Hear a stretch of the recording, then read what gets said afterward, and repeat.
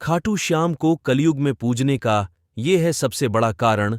वजह जान आप भी निकल पड़ेंगे दर्शन करने।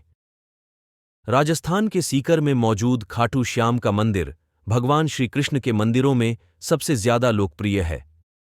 हिंदू धर्म में खाटू श्याम को कलयुग में श्री कृष्ण का अवतार माना जाता है।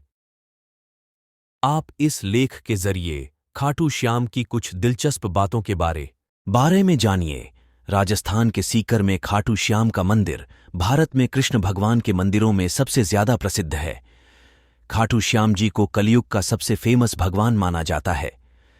सीकर जिले में स्थित खाटू गांव में बने खाटू श्याम के मंदिर को काफी मान्यता मिलती है। ऐसा कहा जाता है कि श्याम बाबा से भक्त जो भी मांगता है वो उन्हें लाखों करोड़ों बार देते हैं।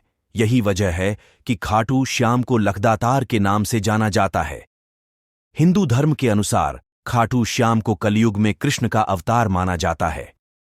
चलिए आज हम आपको खाटू श्याम मंदिर के बारे में कुछ दिलचस्प बातें बताते हैं। बाबा खाटू श्याम का संबंध महाभारत काल से है। ये पांडुपुत्र भीम के पोते थे। ऐसा कहा जाता है कि खाटू श्याम की शक्तियों और क्षमता से खुश होकर श्री कृष्ण ने इन्हें कलयुग में अपने नाम से पूजने का वरदान दे डाला था। वनवास के दौरान जब पांडव अपनी जान बचाते हुए इधर उधर घूम रहे थे, तब भीम का सामना हिडिंबा से हुआ। हिडिंबा ने भीम से एक पुत्र को जन्म दिया जिसे घटोत्कच कहा जाता था। घटोत्कच से पुत्र हुआ बर्बरीक। इन दोनों को अपनी वीरता और शक्तियों के लिए जाना जाता था। जब कौरव और पांडवों के बीच युद्ध होना था, तब बर्बरीक ने युद्ध देखने का निर्णय लिया। श्री कृष्ण ने जब उनसे पूछा कि वो युद्ध में किसकी तरफ हैं, तब उन्होंने कहा था कि जो पक्ष हारेगा वो उसकी तरफ से लड़ेंगे। ऐसे में श्री कृष्ण युद्ध का परिणाम जानते थे और उन्हें डर था कि ये कहीं पांडवों के लिए उल्टा न पड़ जाए। ऐसे में कृष्ण जी ने बर्बरीक को रोकने के लिए दान की मांग की। दान में उन्होंने उनसे शीश मांग लिया। दान में बर्बरीक ने उनको शीश दे दिया, लेकिन आखिर तक उन्होंने अपनी आंखों से युद्ध देखने की इच्छा जाहिर की। श्री कृष्ण ने इच्छा स्वीकार करते हुए उनका सिर युद्ध वाली जगह पर एक पहाड़ी पर रख दिया। युद्ध के बाद पांडव लड़ने लगे कि जीत का श्रेय किसको जाता है। इसमें बर्बरीक कहते हैं कि श्री कृष्ण की वजह से उन्हें जीत हासिल हुई है।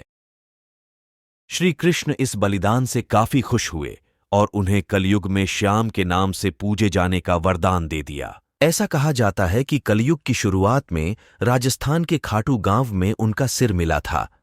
कहते हैं ये अद्भुत घटना तब घटी जब वहां खड़ीदी गाय के थन से अपने आप दूध बहने लगा था।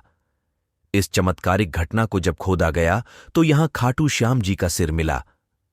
अब लोगों के बीच में ये दुविधा शुरू हो गई कि इस सिर का किया जाए। बाद में उन्होंने सर्वसम्मति से एक पुजारी को सिर सौंपने का फैसला किया। इसी बीच क्षेत्र के तत्कालीन शासक रूप सिंह को मंदिर बनवाने का सपना आया। इस प्रकार रूप सिंह चौहान के कहने पर इस जगह पर मंदिर निर्माण शुरू किया गया और खाटू श्याम की मूर्ति स्थापित की गई। 1027 ई में रूप सिंह द्वारा बनाए गए मंदिर को मुख्य रूप से एक भक्त द्वारा मॉडिफाई किया गया था। दीवान अभय सिंह ने 1720 ई में इसका पुनर्निर्माण कराया था। इस प्रकार मूर्ति को मंदिर के मुख्य गर्भगृह में स्थापित किया गया। मंदिर का निर्माण पत्थरों और संगमरमर का उपयोग करके किया गया है। द्वार सोने की पत्ती से सुशोभित है।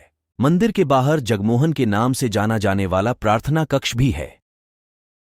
खाटू श्याम का मंदिर जयपुर से 80 किलोमीटर दूर खाटू गांव में मौजूद है।